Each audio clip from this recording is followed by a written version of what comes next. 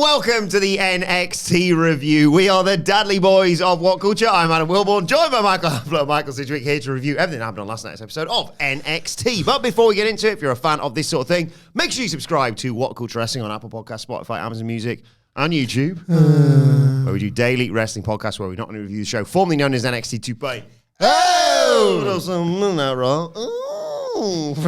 SmackDown, AEW, Dynamite, AEW Collision, pay-per-views, premium live events. We have interviews, roundtable discussions, and a round of the week complete. We'll have a good quiz, of course, on Wrestle Culture. As I said, though, joined by Hamlet and Sidgwick to review last night's NXT and the go-home show ahead of No Merci. How do you get more attracted to SmackDown the uglier it gets? Oh, fair enough, SmackDown. With this garbage, you're really spoiling us. Speaking of garbage. Oh, my God. Wow. Back down to earth with a thud after Homecoming, to say the least. They set a very high bar for themselves, didn't they? The biggest mid-off in wrestling history in that main event segment, capping off a brand that, to me, feels broken. Utterly broken.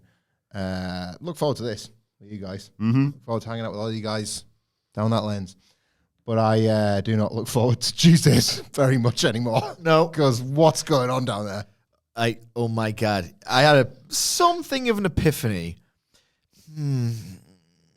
To a degree. Like, I was talking on another podcast, probably about AEW, about how I just need wrestling to not be so blandly goddamn competent. It's the first time where it's switched on, serious people,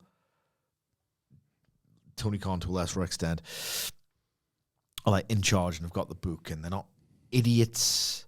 They're not idiots. They kind of know what their audience wants, and they know it's a good idea to listen to them. And that is, for the first time in the US mainstream, the first time that's ever happened. That's the first time that's ever happened. People who know, who are competent and switched on, who know what the audience wants, and realize, yeah, we should probably, gear the stuff towards them.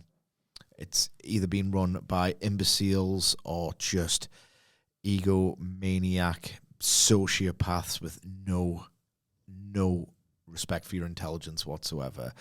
And I'm thinking, yeah, bored now. I need some chaos. I need some terrible stuff to bring to light that which is actually good, And then I forgot NXT exists. It's the shit. It is absolutely awful. Right and bottom, Shawn Michaels, Michael Hickenbottom, Michael Rottenbottom, the Heartbreak Kid. How are people not talking about him really in the same breath as Vince Russo? For how stupid, asinine, fake, dumb his NXT product is. It's almost a miracle in this era of bland competence that we see something like this. On the other side of that argument, it's that it's spiritually painful to me to watch. The fact that these guys are winning, I get a little schadenfreude out of it, really. But my God, they're laughing at how bad this is. Absolutely hysterical laughter at the sheer layers. The main event gave me one of my favorite moments of the year.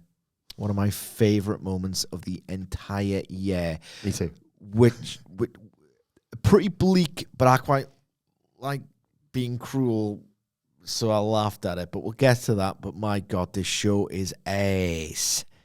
Disagree. I had fun with this show. Not as good as last week, obviously, but that was one of the best wrestling shows of the year. Agree. So, but I had a good time. TNA invades. We get a certain tag team back in a WWE ring. I've waited a long time to see that sort of thing. Just fun, guys. Let's have some fun with it, eh? And it's the only show that's shown growth year on year. It's a success story. So, I used to like NXT. Like, I know got a better vote, like upvote thing on What Culture's own YouTube channel than Raw this week. 78% ups, I think it was. Double check. When I think about it, 2022 could be split in half of a Clash at the Castle brawl out, all out, but yeah, brawl out weekend as Tony Khan, Triple H. In that regard, the 2022 Booker of the Year for me was probably Shawn Michaels because I just enjoyed that show all year long. Yeah. 2023, it kind of got what it deserved, I guess. Like there was some genuine rating successes. There was a really nice overlap with the main roster with the use of Becky Lynch and Dominic Mysterio in particular. But they were just in general, you just felt like... In a groove. Yeah, like both sides were working really well together and that sort of thing. 2024, a noticeable decline in the men's division, but it did have the most women's division. So that, and those tag matches, the earnest conversations about who's the best team, the Young Bucks or Fraxium, like there was always something in those years. I was like, yeah, you know what? Like it belongs. It absolutely belongs. Not enough people see it and see how wacky it is and cartoon it is and stupid it is. And they're not giving it credit for the good stuff. They're not burying it correctly, as you would say, Sidge, with NXT. Shouldn't bury it all. Now everyone should bury all of it. Like it's a terrible developmental. It's a terrible landing spot for all these companies that WWE insists on working with. It's got terrible wrestlers. It's got terrible segments and sort of vignettes or whatever. Terrible character development. And I just hate it. I want to come round on it again. But right now, this version of NXT, I hate it. Really bad developmental. Who's the SmackDown Women's Champion right now again? Sorry? Oh, yeah. Yes. SmackDown, though, is a terrible show. Not looking at the ratings, it's not. 78% ups for NXT compared to 63% for Raw. Basically the same rating that All Out got. So NXT's topping the lot. Yeah. That's what you're saying. I think my vote's just tipped it over the top. It had 12 votes. There's like 2,000 votes on there. That's kind of a customer satisfaction. We talked about that a lot in the years where like WWE was back on top for a bit creatively. It's not all bias, WrestlePalooza got 67% down. There was an obvious customer satisfaction difference between WWE and AEW for a while. Is NXT the one that still got it? Yeah. Just enjoy the show, guys. I had loads of fun with it. We all grumpy about it. Oh, no merci. I enjoy reviewing it. I'm previewing it. It's a horrible television. And it's AEW's fault, all this. Counter-programming WWE in a couple of weeks. So, brought on yourselves, boys. Like a year ago, they wouldn't have considered working with TNA unless a year from now they'd think, well, we're going to need to long-term... Cody Rhodes is busy now, mate. So we need something else. LTST to next year's Title Tuesday. Let's get this TNA thing in place. Right, let's get into this show then. They have a big recap of Homecoming. Oh my God. There's so many. And we see the two champions arrive at the building, but eagle-eyed viewers will have noticed Homer, Femi, and Drake are walking, but behind them there's Matt Cardona and Eric Young. Yeah. A tease of things to come. Yep. Indeed.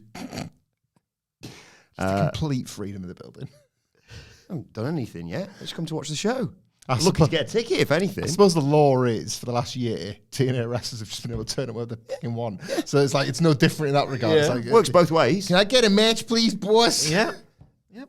They've just come. They want to watch who becomes or who leaves as both NXT and TNA champion. They've got skin in the Understand if game. I was around that place, I'd be there too.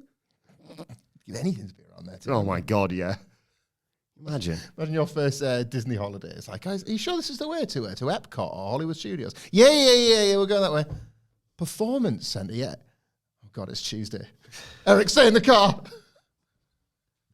And obviously we start the show. This did make me laugh. We start the show with a lights out match. That's just like you remember it.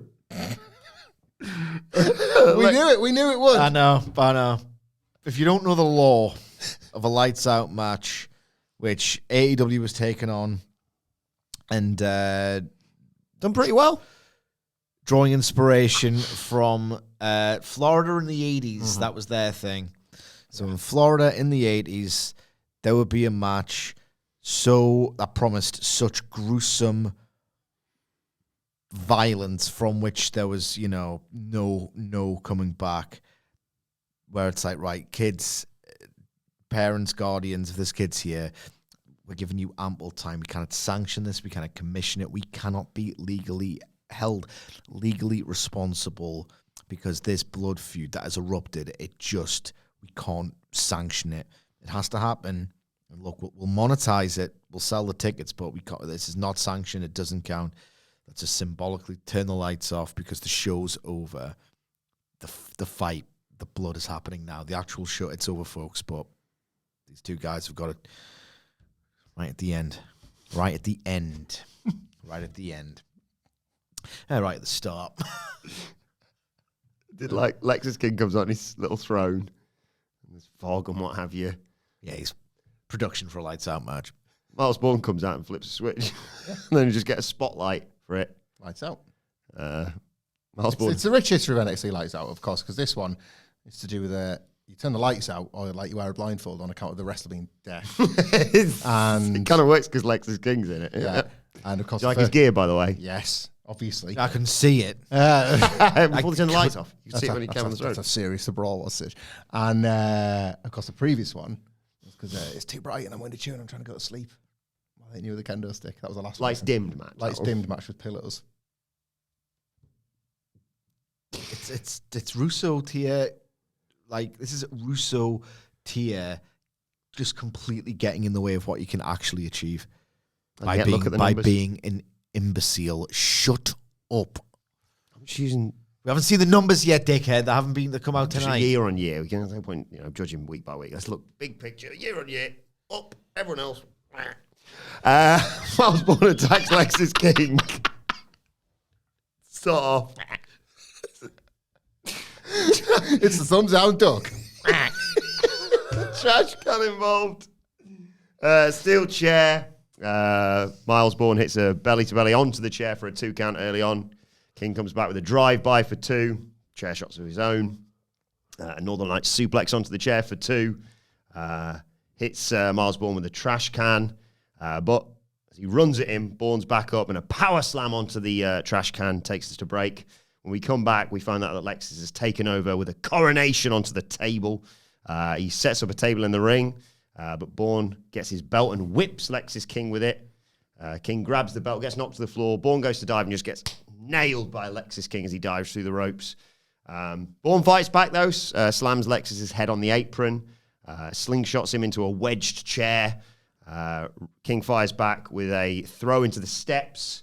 Another chair shot. He wraps the chair around Miles Bourne's neck, but thankfully Bourne avoids the leaping foot stomp, and in an amazing spot I've never seen before, Miles Bourne actually speared Lexus King through the ringside barricade. Amazing that. More whips with the belt. King dodges a shot and hits a super kick. They're in the ring. It's got the steps and the table set up. King goes for a coronation off the steps through the table, but Bourne blocks that, DDTs Lexus King onto the steps and hits his finisher. The Bourne again through the table for the 1, 2, 3. Hard work, artless, loveless agenting and booking. Like, they... Lovely, you say? Nope. NXT wrestlers, in the main, have to show up and show out every Tuesday with the hope that this is the week that they get selected to the main roster, or they do something that's going to put them on the fast track. So they might only have low ceilings in some cases, but nonetheless, they will do everything they can on those nights. So, yeah, good for them, I suppose. And the feedback they will presumably get today in class that they had a good night. Will be ill-informed. Yeah. But what else can they possibly do with bins and chairs and puppy dog's tails? It's the same old shit every day of my fucking life with these plunder matches. I was thinking watching this, when was the last time I saw a show that didn't have knee plunder on it? It's nuts. It's ridiculous. This is, of course, the first bin. Yes. Different bins. Different colours, different needs. Yeah. Come on. Borderline impossible to review unless you are somebody in your life and you have my deepest sympathies if the only wrestling show you review is NXT. If that's it, then you could be like, whoa, serious weapon stuff happening. This was almost, and I'm talking about the annals of professional wrestling history. This is almost as dumb as it gets. Almost as dumb as it gets. The idea of a lights out match going first, you failed at the first attempt here, rotten bottom. And then it is a basic plunder match with no real hatred. It's WWE. They shouldn't touch certain stipulations if they don't want to get ridiculed. It is a plunder match that you can't really see the most literal definition possible of lights out. I would turn the lights out. No, you turn them back on again, asshole. So people can actually see the match. You turn the lights out as a symbolic, shows over folks that the real shit is happening now. So a fundamental, idiotic. You know what lights out matches, don't you? Yeah. Yeah, a fundamentally idiotic sort of approach to the idea of this match, right? So it's like a blindfold match, except the audience is wearing a blindfold. What possible good could that yield? What possible good could that yield? I could think of watching this again under those terms, maybe. I mean, I did. The NXT's Lights Out match is, well, the audience kind of half wears a blindfold because they can't really see it because the lights are out or pretty much dimmed, right? It's so that the fans can barely see what's going on. They can only vaguely sense, there's not much going on. It's a WWE plunder match. They make very little noise for this, very little noise. And the idiocy of this farce, this definitional farce, only really strikes me. I mean, it's evidently the dumbest thing I've ever seen, or one of the dumbest things I've seen in years and years, to not be too hyperbolic, right? Definitionally a farce. I don't have to see it to know it's going to be a farce. But then when I watch it, it really becomes farcical when so it's basically there's the odd spotlight. You can pretty much see silhouettes, a bit of detail of like the wrestlers and what they're trying to do. But whether the light, what little light there is in that building, whether it catches them just right, him being Lexus King, or there's, a member of the audience with the phone out, with a torch, or like the camera flash or whatever. I see Lexus King taking a moment, stood atop the ring step when he's in control of the match, to sort of like soak in and let the people know, yeah, I'm kicking your guy's ass. He's the heel. I'm kicking your guy's ass. And guess what? I like it. I'm a heel. So he's doing his face. And I'm like, oh, yeah, you meant to see that. You meant to see his face, right? So when he gloats, you can go, boo, get up, Miles Bourne. He's gloating. He's kicking your ass and he's gloating, right? Get up and win, my guy. I wasn't meant to see that. So what's the... I suspect I'm going to swear a little bit more later, so I'll try and save them, right? The fact that he only was... That expression was only vaguely perceptible is a disgrace to what this is all about. How you interact with the audience. Oh, well, tough titties, Poindexter. The audience can't see him. What are we doing here then? We are literally just watching a succession of plunder spots. And isn't that, if you can't see the guy's face and the story he's trying to tell, as basic as it is that not exactly what this company, WWE, and its rhetoric of like, oh, God, they don't tell stories with this death match and these weapons, and it's, like backyard wrestling and death match, and they are telling you, oh, it doesn't really matter what his face looks like. It's in the dark. Just watch the weapons. Is that not what they think, I don't know, IWA Mid-South is, with total disdain for it?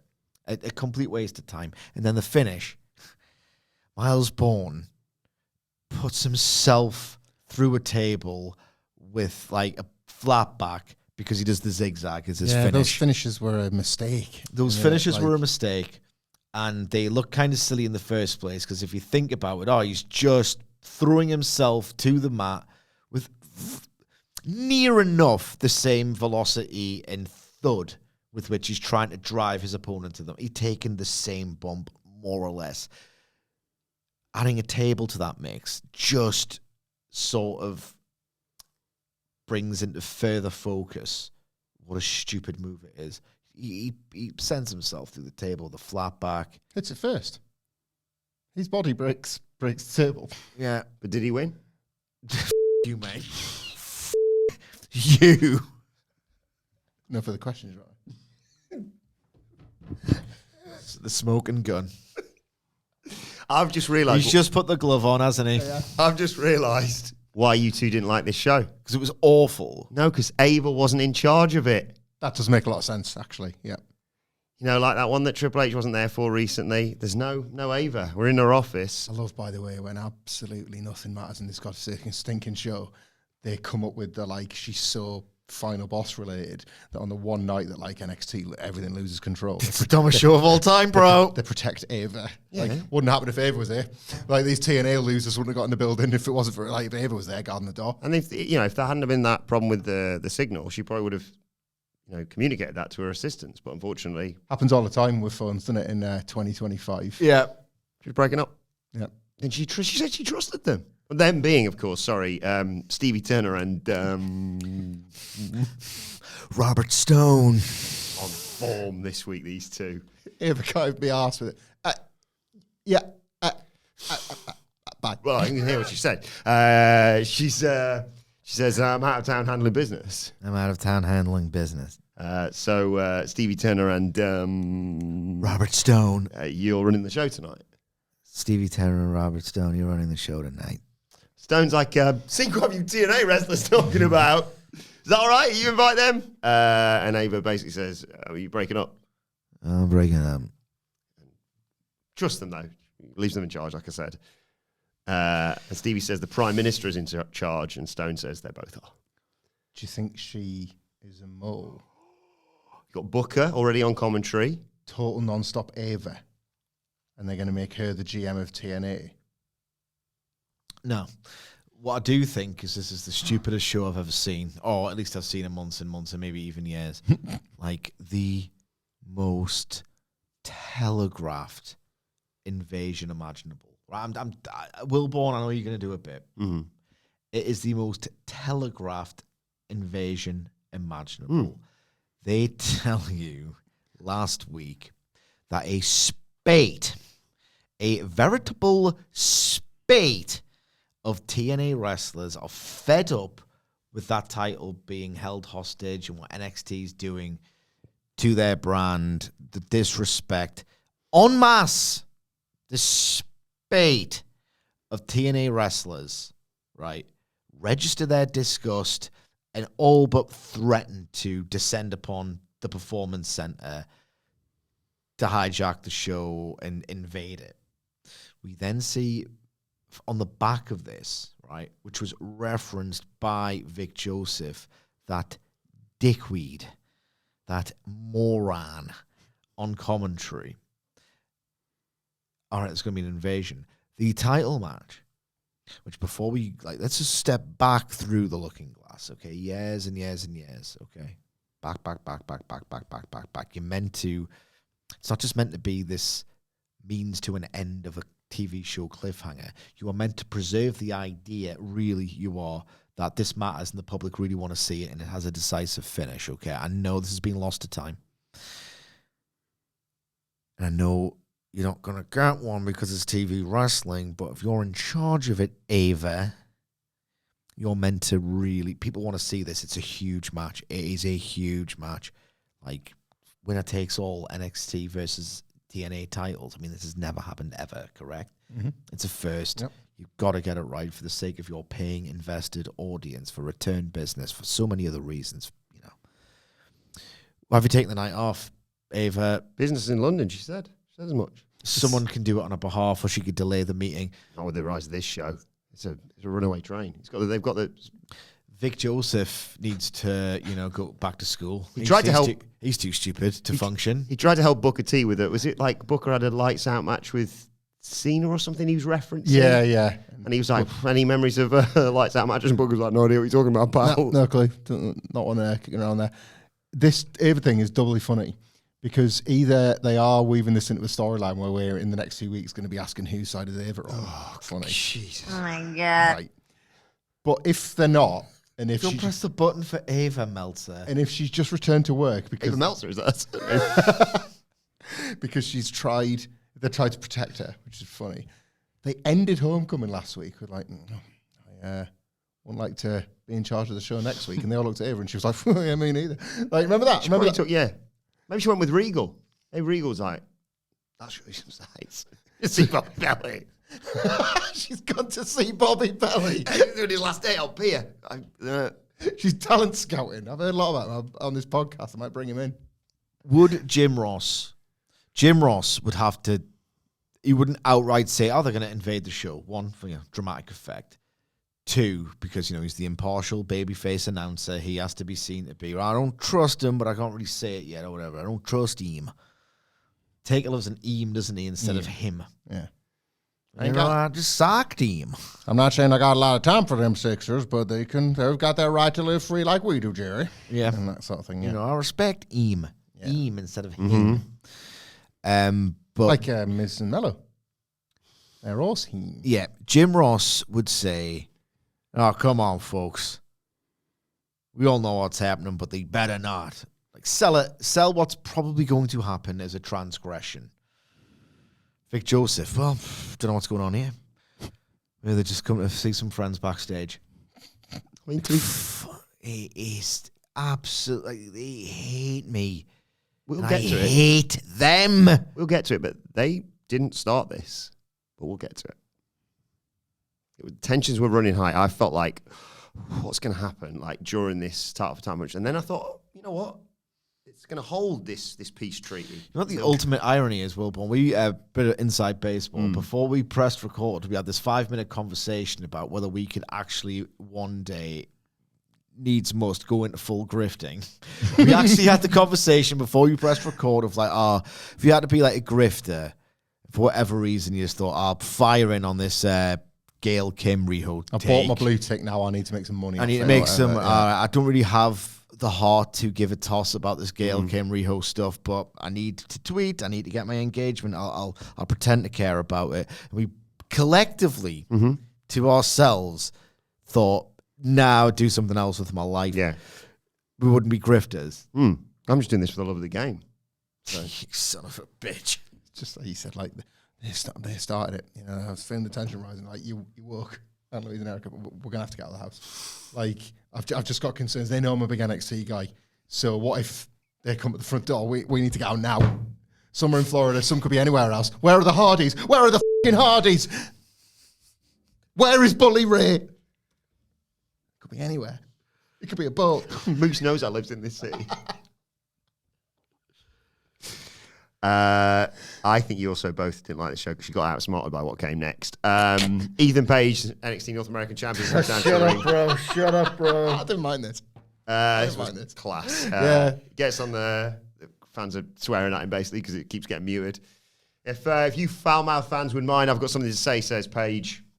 I should be standing here celebrating my giant victory over that so-called Canadian Tyler Breeze, but we've got a very, very special guest here tonight, Triple A Latin American champion Dr. Wagner Jr., who's there at ringside. Looking great, actually. He says now... What's your favourite match? Oh, I just like the look of him. I thought he looked in better shape than when we saw him previously. When was that? Last week, was it? A week ago, wasn't it? And, keep up. Wagner, welcome to NXT. I would like to remind you that I'd be standing here, the greatest North American of all time, but also a 2-belt champion if you didn't screw me out of my victory at Worlds Collide. So it was Worlds Collide was the last match that I really enjoyed of his. Wagner Muchacho.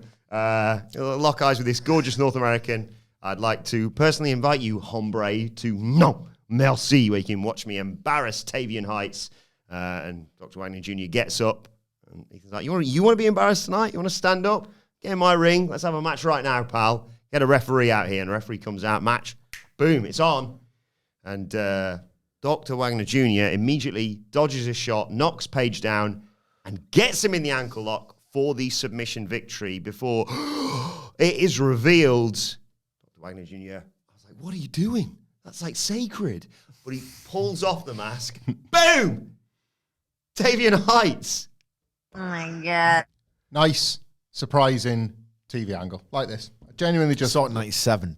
Like this. It was... Greatness echoes greatness was what you're saying there then. They put it in place. They put it in place last week with a little face-off between the two, and paid it off tonight. And I was genuinely surprised. I wasn't thinking this isn't right, but I was thinking, right, well, what's going on here? And I still didn't go, it's Tavian Heights until it became very clear it was going to be him. Yeah, decent this. He's going to lose at No Mercy. Yeah. How much is clear? This is just like a standard Ethan Page match to look forward to. But like this itself was the bit I shall remember. No comment. I mean, it's just crap in it.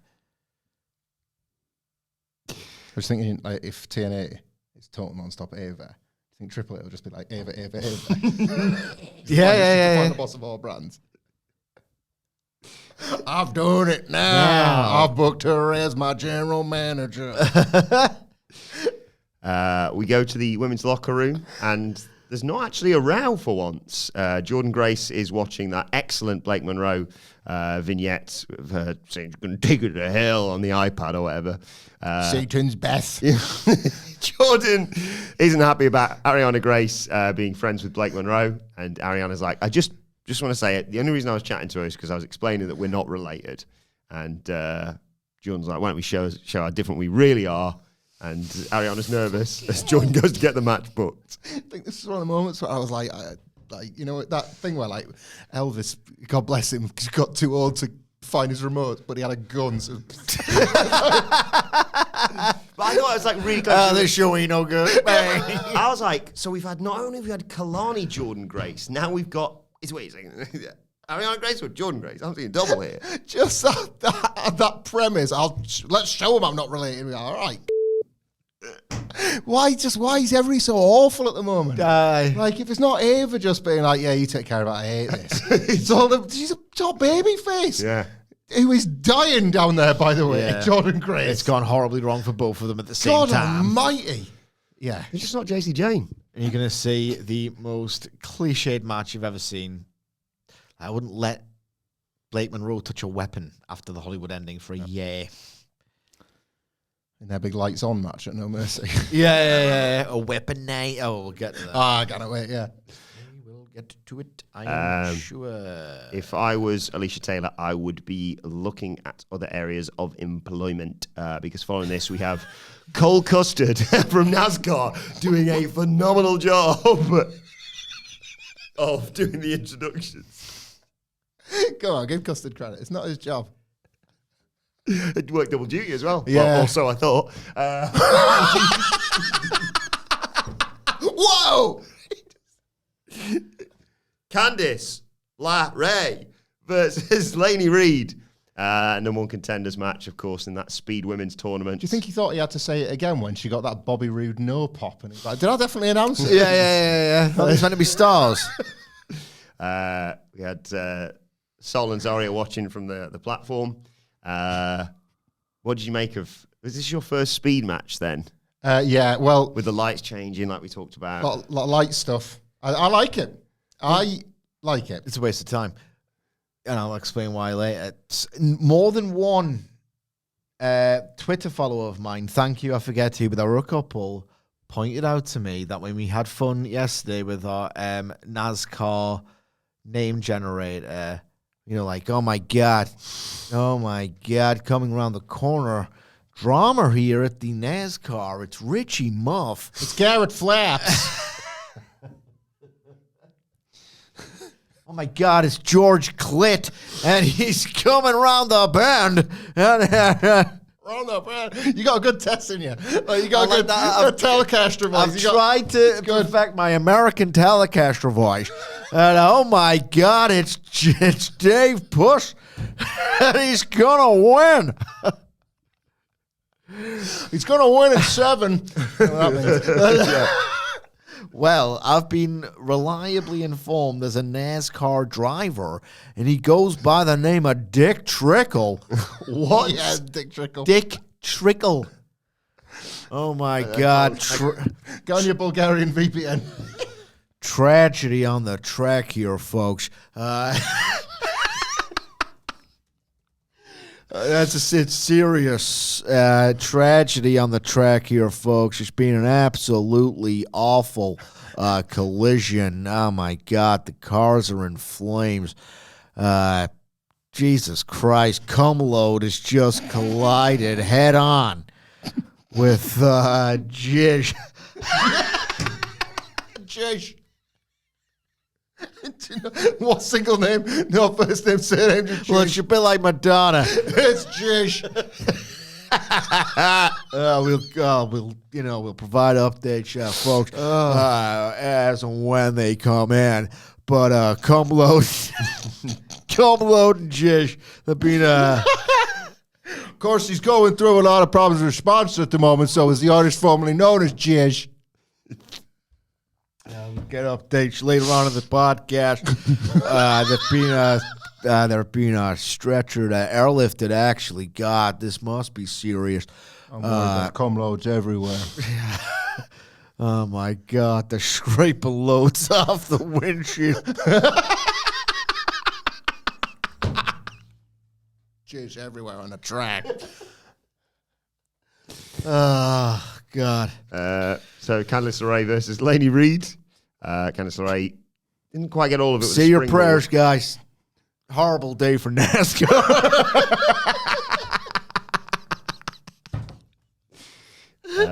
Candice tried to suplex Lainey off the apron, but LeRae gets knocked to the floor, but gets back up and hits a springboard off the ropes onto Lainey Reed. There's a crossface in there. Reed breaks it up with a pin. LeRae with a pin attempt. Backslide, roll up by LeRae. Reed hits a huge knee to get the 1, 2, 3 and punch her ticket to No Mercy. Like the lights, like the speed presentation, don't need the match at No Mercy to be 5 instead of 3. Yeah. But, Who called this, by the way, on the preview yesterday? this guy. The OTJ. Probably had a source, did you? But you didn't want to spoil it for us. Not good, though, is it? Not good. No, it's such a limited amount of time. The action wasn't good. But I did No, like no, the it wasn't. presentation. It wasn't. The presentation, is what it is. He gets distracted by shiny things. 3-minute match. The veteran leading it, trying to sort of fight back into the old Fed, fight back into prominence. First thing you do is balls up a moonsault, springboard. That's not ideal. Lainey Reed's knee looked good. It's just, again, this company, this brand is so goddamn dumb. The idea of a speed title is great.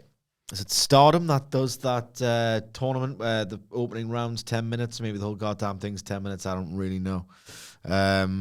The idea being the wrestle faster and with more urgency. I'd actually I would trust AEW to do something similar. If you must persist with a TNT title, treat it like the TV titles of yore. Yep. A shorter time limit, urgency in the matches. Short of fuse, almost. If you like, mate. Impact, when it debuted for TNA, used to have a countdown clock. Everything was 10 minutes, and that clock's always just going down on the ticker they had across the top. It was brilliant. It was bit of urgency, like various territories did it with the TV titles. It's so homogenized and in-house that if I'd switched this on, and for whatever reason I had something in my eye, and I couldn't see the countdown, I would just say, it's a women's match in NXT. They don't really sell much, and it just goes the same pace. You know what I mean? It's not wrestled in a significantly different way. No. They can't help themselves but just be bland and soulless. A bit like when they've had attempts to have cruiserweight and light heavyweight divisions. Indeed. It's just this heavyweight style with smaller They wrestlers. just cannot do anything except be themselves. A noble attribute, you might say. Indeed, yeah. Yeah, I don't know. But yeah, Lainey Reed versus Sol Ruka on Saturday. Yeah, why not? We get a nice promo from Jada Parker. I really like Jada Parker. She's still not over what's going on with her and Lash Legend. It's not over by a long shot. And then Lyra Valkyria's back in NXT. Like this. I like this. Yeah, there's her and Tatum after last week. And Lyra, good point actually, says every time she makes a friend, they start to bloody lose their head. Which is, if you're not keeping up, Bailey's actually insane on Monday Night Raw, doing great work on that show. And Lyra's like, "Is this my fault?" And Tatum reassures her, a bit intense, but she says, "Nothing's your fault ever." I was like, good, I needed to hear that. Yeah, she's like, "You're weird, but you're consistent, so fair play." What? Izzy walks up and says, Lyra dropped you once before, so it's going to happen again, innit? And takes Tatum away. And Lyra's taken aback by all this. Rude, she says. It was striking to me just how completely off the deep end the Bailey thing is on Raw. That Lyra Valkyria plays this version of herself on Raw, and you're like, oh God, mate, your career's dying. And then she comes to NXT, where the rules of the Bailey storyline would make far more sense. And you're like, oh yeah, she fits right back in. Mm-hmm. Like, it does have, NXT does still have its own wacky rule set, and it's almost like Raw. Narrative ecosystem. That's good. Up. Write that down. Mate. Write that down. Use that again. I like that. It's good. Oh, sorry, that's too far. I realise. It's all right, man. We're all pals. You shouldn't. It doesn't belong on. I mean, I'm kind of glad we've got it for the reviews at the moment, but it did like jump out at me. I was like, Bailey and Lyra's thing should be on Raw. It should be here on Tuesdays. Yeah. It fits here, not there. It's like Lyra, I was like, yeah, totally credible. Former Intercontinental Champion, big Bird. deal. Yeah, bird Works, works, all works. Put your wings on, get to work. Like, it would have just been fine. In fact, if she'd have just like sprouted them and flown off the scene, I was like, yeah, bye, Lyra. Bye, Lyra. Bye, Lyra. But didn't feel like a credibility was shot here at all. But the hits keep on coming because there's Cale Dixon and Uriah Connors with Mr. Chase. Oh! Teachable moment! Big Joseph, I hate him. He's been banged up for like 3 months, hasn't he? Well, I think when we weren't watching, Josh Briggs murdered him, to be fair. He's recovering. Yeah. Right. But, he's talking to them about, speed's good, but you got to manage it. And what a coincidence. There's Cold Custard and Sam Mayonnaise from NASCAR. But obviously, as you know, Cold Custard keeps his helmet on. Shy. I will say, I'm going to give Joe credit as well because he keeps the helmet on, but also, just in case, you can go, I can see through the little visor there. He sort of deliberately stands right behind Sam Mayonnaise, so you can't even see anything, basically. Fist bumps people when they walk in, and they're like, oh, great, Cold Custard, I'd love to see your face, but it's fine. And our new favourite stable, Dark State, come in, and they're like, hit by a car, more like being hit by us, probably. We hit harder than any car. And Sam's like, big fan of, he doesn't say his name, but big fan of that guy. And one of Connors or Dixon's like, say his bloody name. And they say his name. And I'm like, where's he coming from? Out of the way, Cole Carter. No, Cold Custard. He's a NASCAR driver. And also time slows down. Yeah, you notice that? This reveals his face, and everyone, like, for a second goes all in the John Morrison, yeah. Listen, this ain't make believe. And then they book a 6-man.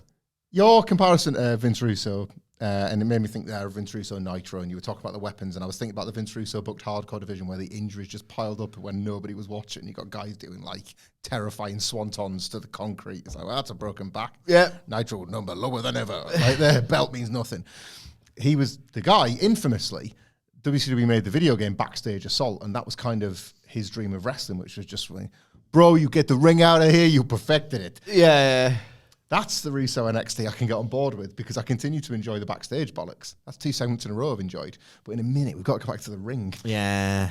This Dark State, how did they get over it? It wasn't by wrestling and dominating in attacks in the ring, was it? It was by the bollocks backstage. Lyra Valkyria, salvaged by it. I like their NXT locker room. What did I say? I drifted off, mate.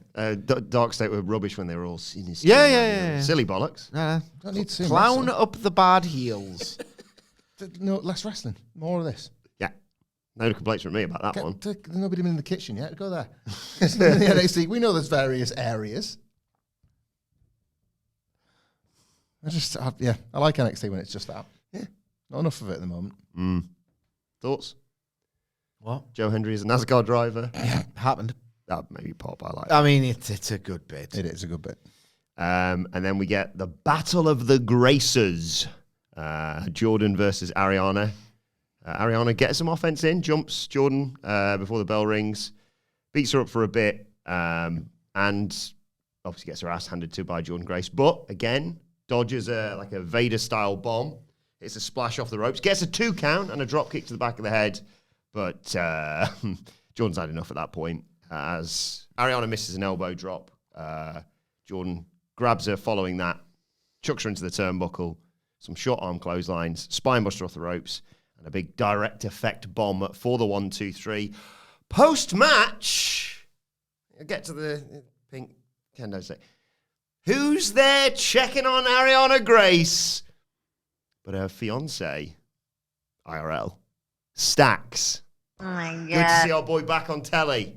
What if do you just recap Jordan Grace versus Ariana Grace? Yes, did Right, you just so I miss that? I was basically had a thought in my head and I was thinking, am I going to tweet this? I don't know. Okay. Anyway, this went kind of badly wrong for how short it was. Yeah, it was a protracted squash, and there's still a couple of... There was a bit where, like, I don't know if Jordan Grace is out of position or Ariana Grace, like, just didn't know where she needed to be, but she threw her in the corner. She threw her in the corner. I was like, oh, I don't know what the to do. I don't know what the to do. I love when you pull that one. Because, of course, the ring's like this podcast. It's got 4 corners. Yeah, does, yeah. Not doing them again. No. Maybe tomorrow. Do you want to just get to the post-match? Yes, please. Always. So, obviously, Stax is checking on Ariana Grace. Interesting. But then here comes Blake Monroe. But she's also got a bin. Got a pink bin. Pink bin and a pink kendo It's stick. just left over from Tiffany Stratton. Pink bin, pink kendo stick. They battle with weapons. Jordan's got a chair and all this. But Grace double legs Blake, and the referees and security have to break it up. Out comes Stevie Turner and Robert Stone. And Stevie says that Ava left them in charge. And no, Mercy, it's going to be a weapons match. But then Robert Stone upgrades that to make it a steel cage weapons match. Weaponized cage. If there was a shred of like positive sentiment around Blake Monroe thus far in NXT, I think there would have been a nice, pleasant bit of discourse about the fact that she basically came out for this dressed in the same way Toni Storm was for her plunder match in the ECW arena the other week. You know, like this sort of black on black. It was almost like a boiler suit type look she had, which is atypical for Blake Monroe. However, because there isn't, it's just like, look at her trying to regain some of the best parts of her career now that she's slumming it. Like, there was this real sort of, like, every week there is, and you know, sometimes we've contributed to it, some real negativity towards the Blake Monroe run on account of how bad it is, but I did like the pink bin and pink kendo stick. The rest of it I did not care for. I can't wait for the weaponized steel cage match. When It's going to suck. that was death of a dream, to use a Sidgwick phrase, when Adam Cole and Johnny Gargano were having it at TakeOver Toronto. Yeah, but that was a different NXT. Well, it was the same stipulation. It was sad. It was like, oh God. Toronto, wasn't that? Yeah, that was my You're birthday. trying too hard. Yeah, I watched that for my birthday. I remember. Now I know what the girls in sixth form felt like. But I get a real sort of bad sense of sort of negativity in this room. So I'm going to go and get a bit of fresh air, and you guys. Well, just preview. deal with No, it. I don't. You know, I'm a bit more of a positive Pete over here, obviously. So give us your thoughts, though. Give us your predictions, just in case we don't get a chance to preview the weaponized steel cage match between Blake Monroe and Jordan Grace. I want to get some fresh air. Come back with a refreshed. How's Sarah? mindset. Keep trying. He's weaponizing our negativity is what he's doing. Yeah, I don't believe that for an instant. No, it's not like him. It's going to be funny, though. And I like this. I think yet again, for the second consecutive week, he's gone to the toilet to masturbate so that when he ends up working late and just knobbing somebody else, that he's, going to have better stamina. That explains, actually, because he did say he was in need of quite desperate need of a VPN on the news today. And he implied why that might have been. So maybe he's not able to do it in the normal times he would. Well, that's so the he's thing. doing it I on don't know what he breaks did of last work. week. He didn't have the VPN, but I saw the tissue in the toilet last week. So Yeah. anyway, what should we talk about? I don't know, the weaponized steel cage match. Any thoughts on I that? don't want to step on the dick of the preview. Which we won't do. We'll talk about it now. I just sick of plunder. Yeah. Sick of plunder. Hey, how's it going, guys? What do you make of last night's show? What a show, huh? I thought it was awful. Well, TNA invaded, of course. You're big fans of NXT, so ruining your favorite show of the week, right, guys? That's why I just thought it was awful. Nice to see you back. Just checking on the missus. Yeah. You know how it is, huh? How is she? Good. What a performance she put in. Pretty red, Jordan. Pretty goddamn close, huh? She's related to Jordan, isn't she? No, yeah. A lot of people get that confused. Right. I did myself, actually. But maybe that's a topic we can revisit in the future. Okay. But let my manners. I definitely wish you this previously, but a happy National Piano Month. And one more time, since you refresh my memory, what's the deal with pianos, huh? Musical instrument. You can make any kind of music. You need sort of slim, long fingers to be able to do that with these chodes. I never had a chance. Slim long as opposed to brick thick. Stacks, me, Hamflet and Wilborn were watching. We were talking about. I've been watching some 98 Raws in my free time, and I was telling Hamflet about it. And it's awful, this DX stuff back in the day. And he was like, "Not for me. I like it." So he decides to watch it on his lunch, like the stuff that I was burying earlier. And because we watched it with collective lad energy, we're like, it's pretty funny. There's an ironic element to it as well. Yeah, definitely. It's because it's Triple H of all people. Triple H, he makes, and I'm telling you now, between the backstage segment that precedes them coming out, the interview premised on, we're going to, Triple H is going to expose himself. Don't bother with Nitro, nerd. Triple H is going to get his cock out and piss or cum all over the audience. So you kind of want to see that, don't you? And I'm like, yeah, obviously, what does he do then? It's a Super Soaker angle. About, I would say, 5 references to his massive dick. Yeah. The bazooka. Get the bazooka out. Why didn't you piss on the DOA's motorcycles, Helmsley? Were you worried about getting your bazooka out? No, it's bigger than all of yours. And then later in the ring, we got a little surprise for you, and Triple H is like, big! Gets his arms out. Is like, don't tell him I've got a little cock, guys. It's absolutely gigantic, and I'm going to shower them with my cum. And it's a bit where he's talking about how he's getting ready to do the bit. I was like, I'm going to come all over you guys. Get ready for this. Get ready for this. And he's talking about his bazooka, which is his cock. And he goes, because it's brick, thick, and made for a chicken. So he casually, weirdly admits to bestiality. Yeah. It's not as if it's like brick and thicken and made. I don't know why he finds the need to add the N at the end. No. Because this is how you do it, Helmsley, you hack. Because it's brick, thick, and made for a chick, which is obviously just him saying, I know there's guys in the audience, but just to clarify, I'm not gay. He was big on that. I am not gay. So if all of the lads, just close your mouth and eyes. Try not to get any of it on you. Try not to get any of it on you in case I'm confused for a homosexual. That would be ideal for me because I'm straight and my cock is massive. And it's brick, thick, and made for a chicken. I don't know why he fancies chickens, but whatever. He spent years trying to get fans of the crowd to close their mouth and eyes in the Raid of Terror fight. yeah. I mean, they got the message, buddy. Why am I talking about this? Yeah, you talk about your fingers being long slims rather than brick thick. Indeed. So, yeah, pianos, yes. Got it. Sorry, Stacks. Pianos, yep. Some beautiful music can get played with a piano.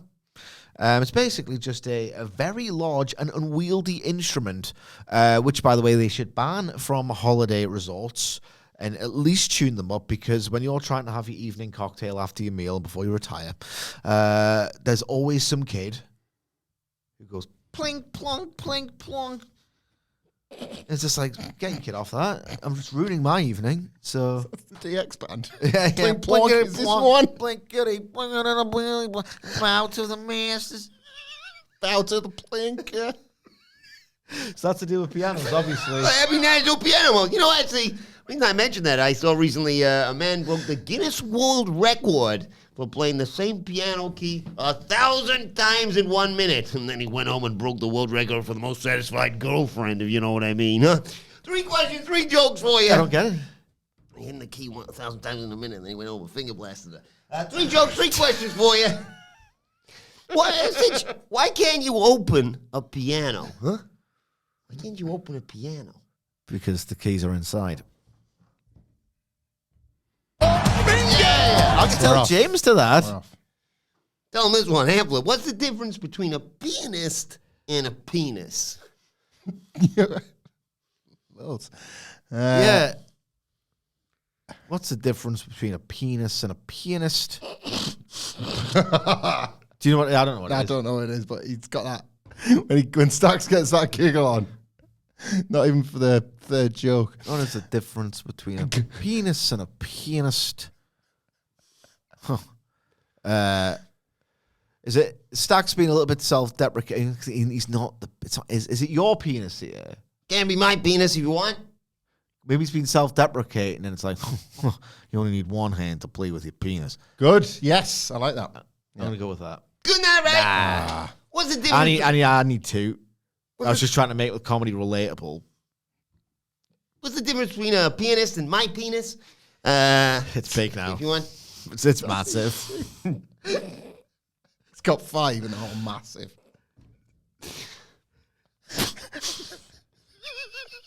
five lighthouses. Penis. What's the difference between a pianist and my penis?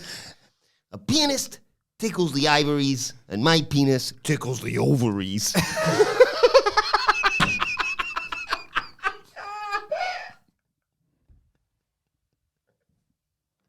Very good. Good, that's a good joke. Question joke number 3. See, why does my missus play the piano? Why? Why? Why does my missus play the piano? There's organs in the punchline here. Surely. I bet my house on it. Not my new house, actually. That's nice. That's nice. Is it something like, does it start with like, because if she wasn't good with her fingers, then she get nothing at all? Because the idea is that Stacks can never satisfy her in any way. That. Yeah. Why does my missus play the piano? Is that the setup? Yeah. Why does my missus play the piano?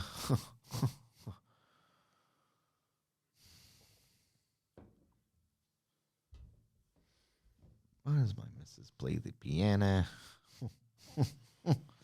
Because I don't know. Give up. I give up. So goddamn close, guys. On the right lines. Yeah. Why does my missus play the piano? Because she sucks on the organ. See you later, guys.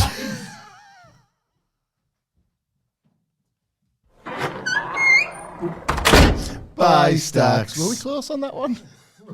No, I don't think we got anywhere near that one, yeah. No, but he always says good. He's a nice guy, Stacks, isn't he? Yeah, no, he's a good fella. Good guy. You know what? Like he looks out for his better half, doesn't he?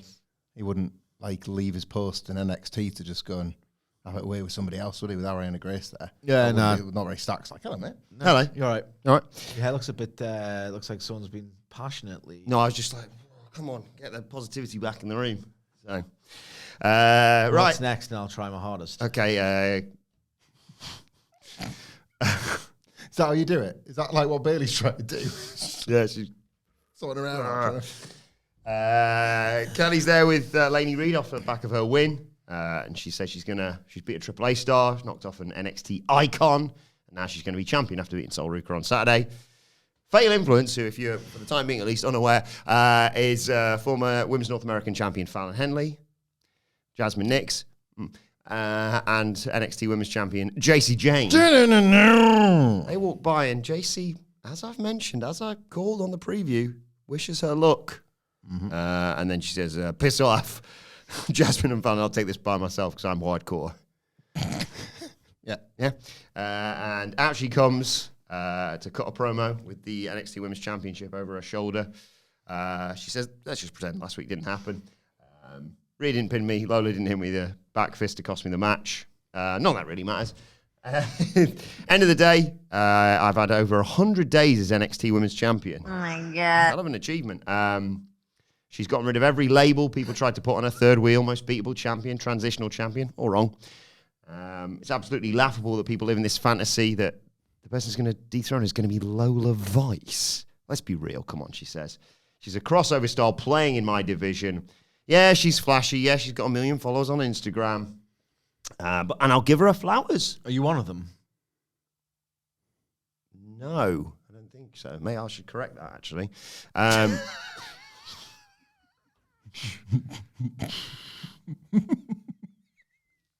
She's improved immensely, but she's not ready to hold the title, says JC.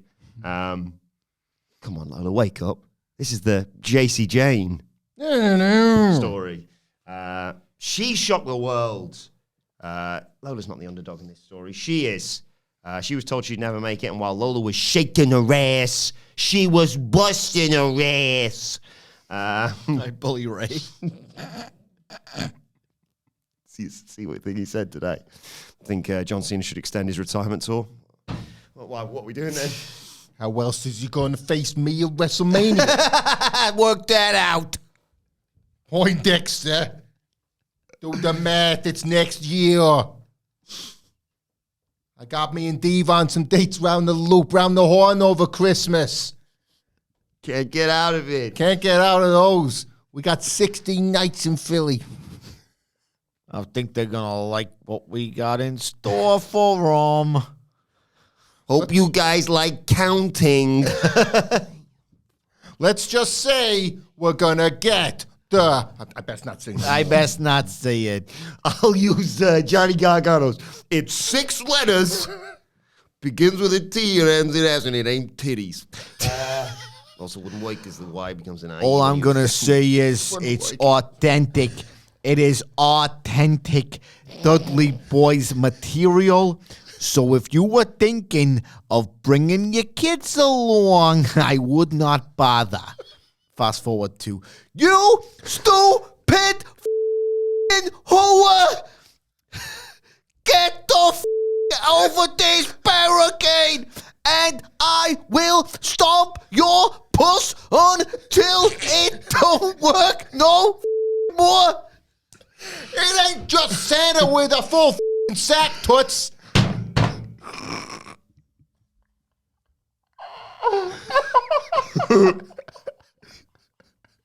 Even Devon's like, right, mate. Come on. It's Christmas. It's Christmas. Come on. Lola Vice comes out.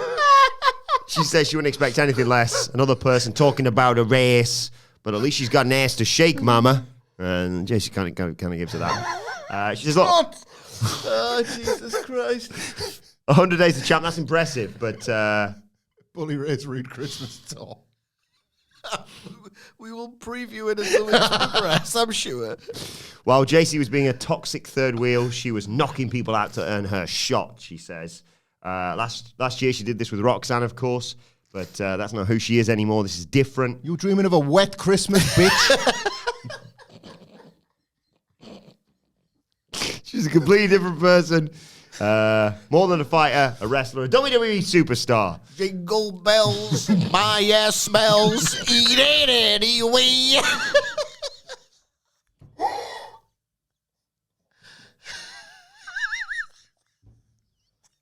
Eat it anyway.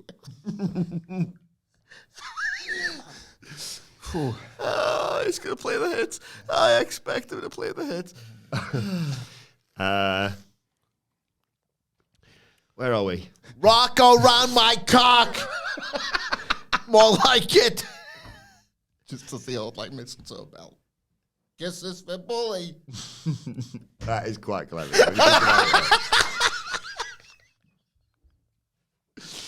Lola says, at No Mercy, she's going to knock her out and become champion, basically. JC calls the fans fickle. She says, look, you'll probably beat my ass on Saturday. But I know you, Lola. You've been looking for validation since you got here. You want your mommy and daddy and your sisters to be proud. But somehow, some way, I'll be the one walking out as champion. Yes, I might have a broken nose or a broken jaw, but I'm going to be...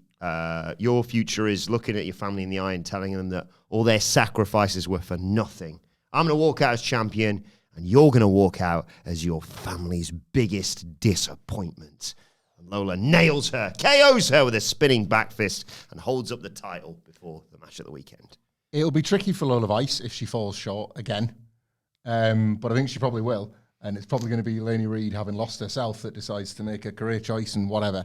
But good, because I'm quite enjoying JC Jane in this role as champion.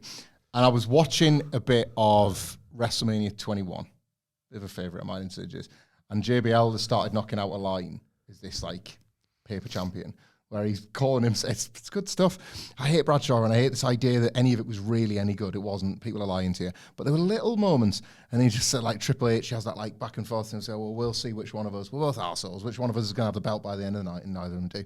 And he says, like, I'm the only unbeaten world champion in wrestling history. It's like, oh, yeah, that's a good bit. She should add that to a little lineup of I'm this, I'm this, I'm this, and I'm the only world champion that's never been beaten for the title.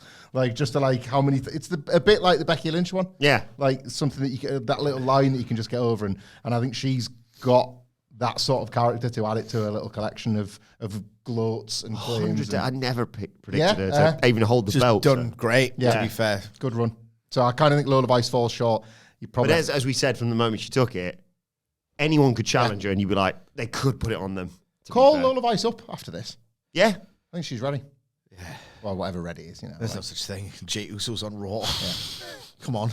He's a clown. Ready as a dad to me.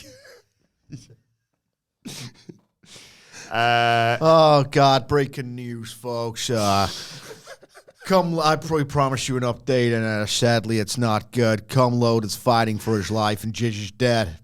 So rest in peace.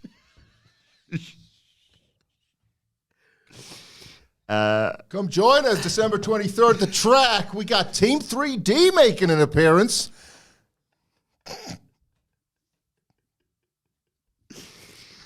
Bully Ray said he's going to pay tribute to Jish. Not quite sure how. Oh, God, he's going to do a cum tribute, he says. Says in my notes here, get the table so I can your wife over it.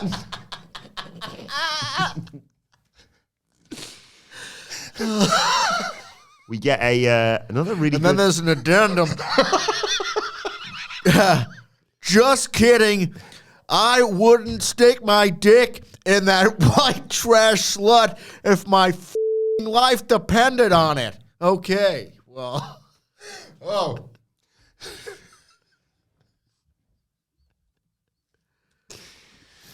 There's a vignette for Josh I Briggs. wouldn't put her pussy slime on there if it was on fire. Oh, God. Oh, God, I hope there's no children here, folks.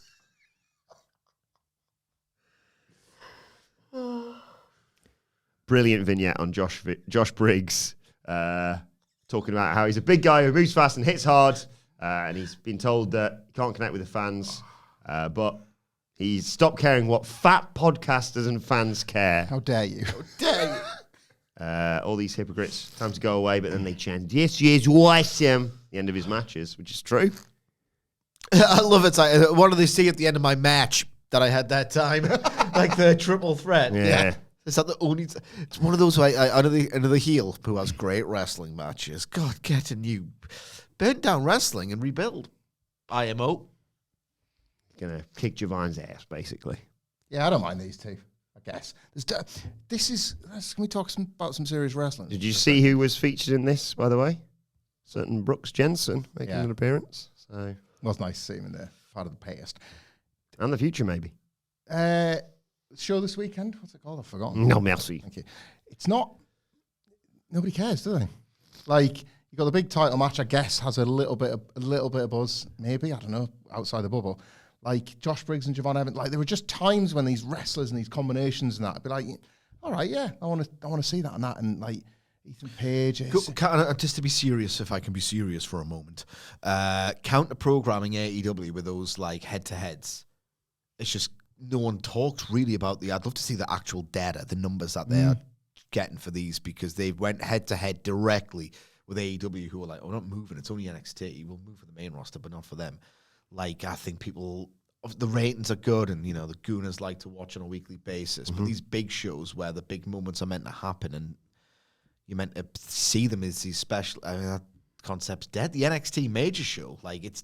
Dead. I can't even remember what happens on them now. It was pretty cool when if you like that sort of thing, and I don't. You don't. But like when they first, it was a bit of a miracle, wasn't it, when they started going back to big venues? You couldn't believe that NXT was back in proper buildings again. You never thought you'd see the day. And now that's like, it's lost all its value, isn't it? Like you just, Stand and Deliver's got a bit. That's about the extent of it. I think they've all, the counter pro, it's took its toll on the. I'm excited for the weekend. I mean, I'll give it a look, but I'm not. Mm-hmm. Is it Saturday or Sunday? Sunday? Saturday, September 27th. We'll review it on Monday if you want. Maybe. Don't promise anything. Rather than that in Collision. That's the point, actually. Geez. Yeah, we'll review it on why not? on the old Collision spot. You get the 6-man, a Dark State versus... Ludes left. You're nearly there. Versus Kale Dixon, your Iconners, and Joe Hendry. Dark State attack during Joe's entrance and isolate Dixon. But he finally gets over to his corner, and Joe Hendry comes in, runs wild. He's the whoa, chop. Well, that's new. The offense, I like that. Dion tries to get away from it, but gets thrown back in, eats a final chop. There's a suplex attempt from Hendry, but Saquon Sugars comes in to block it. Kale sends him to the floor. There's a big dive from Kale Dixon onto Sugars and Dion, and Hendry and Chase U do the Hendry turn as we go to a break. When we come back, Dixon's in trouble again. He's isolated. Again, hot tag to Joe Hendry, who beats up, runs wild on Dark State. There's a big Rana in there. Dion dives into a fall-away slam from Joe Hendry. Joe does his solo turnaround, goes for the standing O, but again, Sugars interferes, distracts the ref, and Cutler runs over Joe Hendry. Everyone's down. Connors has been thrown over the barricade, but Andre Chase, great shooter that he is, motivates him, fires him up. He gets in there, hot tag, knocks down Dion. He goes up top. Dion dodges, but he rolls through. There's a kick to Osiris, a DDT to Sugars. He dives onto Cutler after he gets into it with Chase. A stunner to Dion, but Cutler breaks up the pinfall, and they set him up. Numbers game, as always, catches up to the opposition for Dark State, and they hit the big powerbomb on Connors for the 1-2-3. This is fine. I've seen a bit of criticism of like the booking of Joe Hendry and like, oh, he was here and now he's here and whatever. Like, you kind of had to do the character again. Like, you can't take him at that TNA world title level and drop him into the NXT world title level and just expect him to stay there. You've got to, it's a bit like a new signing, even though it doesn't feel like one because of the old 10 cents on a dollar thing going the other way. They've got to do the fridge gags and the cold custard gags and all the rest of it and have him work this lower card and work his way. Like, I think it's probably because they lost and he was on a losing team and it looks like, oh, what have you done to Joe? I don't think it's one of them situations at all. I think it's starting again with him so that he earns that, like, it's not incredibility. He worked at WrestleMania with a belt round his waist, but like a certain relationship with the NXT audience. Established, so they're going to root for him to get that title shot. To a degree, like, they didn't really know who they were cheering for. It was just, the funny viral guy with the cool song. Now the relationship is actually being made real. I'm not saying it's a bit, I mean, I think Joe Hendry is very, very talented, but it's not a particularly, like, in-depth character. But they still kind of don't know, you meant to think he's funny and stuff. Yeah. Here's why. These are his gags. The example for me of how, like, and WWE used to screw this up all the time, but like there was a lot of like charm to early Black and Gold NXT, so that the call-ups then in a charmless world, Emma, she came out doing like the Emma dance, and like the instruction was laugh immediately, so they just sent Santino out there to piss himself in the ring, like, look at her dancing, she's so funny. Well, no, people have spent a year bonding with this character. That's and that feels like what they're trying to do, and it's working as well. Like, it does this. I think at some point he's going to be asked to like pick a side between like NXT and TNA as well, and a big babyface moment will be that he fights for NXT, and that'll get him a big response in the like here as well. Pick a side. Pick a side. Honestly, the amount of extraneous flips and jumping over the rope that Dark State do, you're just wasting your time, lads. Yeah. What are you trying to impress? I'm dead inside, bro, so it's not me. Nice video profile on Ricky Saints, hyping up his match, obviously, for the title on Saturday, which I enjoyed. Bit Route 1. Where is the show? Where does it emanate from? Hang on, let me just do a quick bit of research. Where's the, sorry, you're saying, where's the big NXT show this weekend? You say that was the question you asked, wasn't it, Sid? Where's the big NXT show this weekend? No, that's actually, pick a number between 1 and 20. I'm going to go with 18. Okay, it's in, let me just double check. Yeah, that's right. Fort Lauderdale, Florida. Do that one again? 18 or Fort Lauderdale? Which one do you want me to do? The one that you just pressed. I'm sure I've said this before. I've got a deja vu. If you listen to the song, I think Gift by Taproot, it's got the exact same intro as that. It's got almost the festive season as well.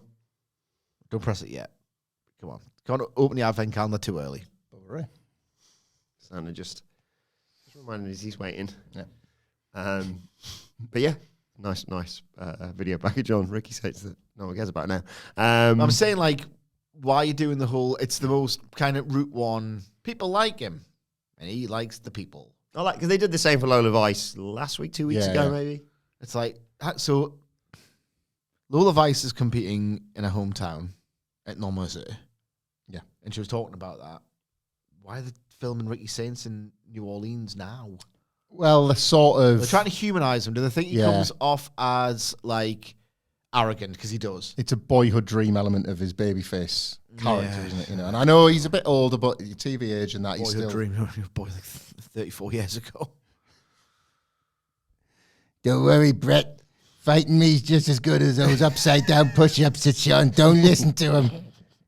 Yeah, I'm not letting go of the headlock, Brett, but it's just as impressive as the upside down push-ups, Brett. It is. Brett, put your anorak on. You look cold. Your old man looks after you. Don't go too fast on that ice, Brett. You might fall on your ass. It's warmer in Texas. Sean don't got to worry about ice, Brett. Javon gets I interviewed. could beat up that Jose Lothario any day of the week, twice on Sunday. Javon gets interviewed about the Briggs match. And he's like, I'll kick his ass, but Hawk, what's that I hear? And What happened to Lothario's leg? He came to the dungeon. and we turn around and see Jasmine Nix has been taken. Who has laid out Jasmine Nix? Like, I suppose it could be actually Lainey Reed or everyone in TNA. Yeah. But thankfully, they're her friends, stablemates, Vanelli and JC Jane. They walk up and go, what happened? JC goes, time to drop her anyway. See you later. I think the strong survive. Ordinarily, you can just have an innocent laugh, but too often in NXT, someone's real life release follows a scene like this, so you're always a bit like, is this all right? Yeah. Like, because funny heel bit, but we'll see. Then it was time for the main event of the evening, title for title. That's the point. NXT champion Obafemi, TNA world champion Trick Williams. Discipline, because how long have they had like, oh, here comes the big singles match now, triple threat. Like when the time comes to these two to go one-on-one, it's going to count, it's going to matter. A whole host of TNA talent spotted throughout this match, including, credit where it's due, Mance Warner. Thank you very much. Of all those wrestlers on that screen, I was the one that said him. So I got to go for my first pick, am I right? Yeah, they keep popping up or getting spotted at least. That's been the problem with TNA wrestlers 20 years. They just keep popping up. This is absolutely awful. Just before a break, It's a low in a year of them, this. Yeah. Mike Santana jumps the barricade and joins commentary. We come back from the break. Vic was good here. He was really scared. As you would be. Look, I'm not helping you. We're not friends. What made you think I'd help you? Book later on, when it all kicks off, was literally just going, fight, fight, fight, fight, fight. Whose side's he on? That's a very good question. Booker T, N-A. Booker T, Nava. Yes, we've cracked the case. Yeah, the Nobody's case. asked us to Yeah, crack. that's what we've done. Like, oh, TJ, you're not supposed to give away the stories. Oba powers out of a sleeper. There's a body slam by Trick. Steve Macklin watches from the stands. And you hear a huge pap. And there's the king of the indies, Matt Cardona, there in the stands. You were saying this in the office, but like Kevin Owens has kind of done that, hasn't he? Yeah. Like, he's done that gimmick forever. He's done it forever. Like, I've got some words about Cardona, so if you come to me first after this, I would appreciate that. Okay. In the ring, there's a rock bottom by Trick for a nice near fall. None of it matters. Choke slam by Oba. Most telegraphed non-finish possibly ever. There's uppercuts in the corner. I'm still watching. Trick gets a kick. There's an Irish whip powerbomb, but an attempt at a powerbomb by Obafemi. But Trick leaps over. There's a big kick from him and a spin kick for another 2 count. There's Eric Young watching. You may have mentioned he was seen earlier on. Trick goes to the second rope, but jumps into a choke and flips over, but gets hit with a big forearm. Oba just ducks a kick and then chucks Trick. A fall from Grace is counted into a Rana with a pin for 2. Trick shot. Great near fall. All that was it. Trick pulls Oba up. There was a former women's tag team champions I spotted in the crowd during all this. name comes to mind? Or not? Just familiar. waited a long time to see them back in a WWE ring. Very happy to see it. Do you think it's going to be better than this? 10 cents on the dollar. It's a joke. The door has creaked open, and now here we go. It's happening. The best ever women's tag team champions are coming back. Coming back. Just you're not bothered about the invasion. Sign them. You can work it all the time. Yeah, they're the best. Trick pulls over up. Fall from grace. Near fall. They're fine on their knees as Cassie Lee, as she's known, watches on. A kneeler from Trick. They fall out into the ringside area, basically. The tension, you could cut the tension with a knife. And Trick chucks over into the ring steps, but then can't help himself. Like, don't do it. Can you? Trick turns around. There's Santana there, talking trash. And Trick slaps him. Santana fights back. Disqualification. Into that. And then that is it. You know, the fuse has been lit at that point. You know, the kindling was there. The petrol was on it. You just needed a spark. This is what provided it. It all kicks off. It's chaos. TNA invade NXT. They hop the barrier. There is Mance Warner and, you know, Matt Cardona and people like that jumping in. They're brawling. And there's like, well, you got the list. I got the list. Thank you. Moose, he's fighting with like Miles Bourne and stuff like that. But in a phenomenal visual, as all this is going on, as everyone says, fight. And Booker T's fight. Ricky Saints walks around as the mayhem's kicking off, picks up the NXT title, looks at it. Then there's Obafemi to snatch it back away from them. And there's the stare down ahead of the pay-per-view on Saturday. Right, buddy. Jason Cundy, Matt Cardona, Moose, Eric Young, Zaya Brookside, Lee Ying Lee, Vix Crawford. That's Alicia Fox, isn't it? Steve Macklin, Steph DeLander, Mance Warner, Cedric Alexander, Zachary Wentz, The Inspiration, Frankie Kazarian. All the stars are here. I tell you what, right? So the usual stuff that I'd said earlier in the podcast applies, like the most telegraphed invasion imaginable. The idea of doing NXT and TNA, which are like tonally indistinguishable in terms of their daft approach to pro wrestling. It just seems like it's fundamentally, this angle was abysmal, and I was treated with contempt by Vic Joseph, who had the temerity to say, "Oh God, what's going to happen, guys? It's something weird." Yeah, it's invasion, dickhead. Everyone saw it. Like, how thick do you think I am? Thick Joseph. Thick Joseph, right? Fundamentally, this might be the absolute dumbest and most illogical basis for an invasion storyline ever. Allow me to explain. So, the Memphis stuff's really cool back in the 80s. Like, actual Forbidden Door, right? Where it's like, you're the outlaws, and they go into Memphis and all the rest of it. There's some stuff in Japan a few years after that works as well. The most prominent modern examples, there's two of them. Jesus. The UWFI, who do the strictest worked shoot, basically only a slight sprinkle of like actual entertainment. The outcomes are predetermined, which is good. It's basically, it works big time before actual MMA explodes, rendering it obsolete. But the idea is really, really gripping, violent, authentic, submission-based fights, but we get to choose who wins so we can allow business to... They invade New Japan. You think you're the king of sports. You've got people in masks here. Like, no, we're the hard lads. We're the authentic lads. That works as a premise. My favorite in terms of the way it was plotted and the nice beginning to end Ring of Honor Combat Zone. Those snooty technical snobs who just tape trading all Japan and thinking they're it. Well, we're not going to stand for that. And they think we're horrible, like, you know, brawlers, bums, Garbage wrestlers. Yeah. And absolutely, it's almost too perfect. Everything's so homogenized, that can't exist anymore. You know what I mean? But that was such a great, great, great premise. Every single one of them in TNA were meant to hate NXT and WWE and what they've done to their company would jump.